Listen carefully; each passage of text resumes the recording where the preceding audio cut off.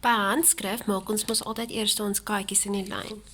So, ons kop van ons volgende kaartjie gaan ons in dieselfde lyn as die stert van die vorige kaartjie.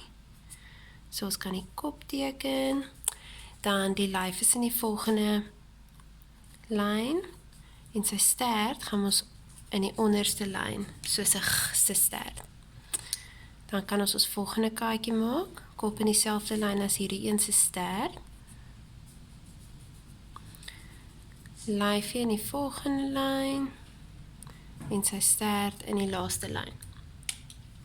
Nou vandag maak ons die S, wat die klank maak. So hy is eintlik baie maklik, want hy lyk net soos ons klein letter, hy is net oor 2 lyne. So,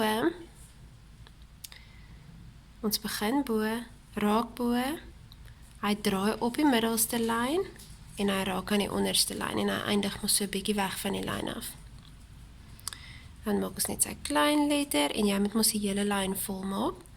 Dan maak ons ook die T, wat die T klank maak. Nou hy is ook baie maklik, want ons maak net 'n reguit afstreep, en 'n skynstreepie op die boonste lyn. Dan maak ons sy klein letter.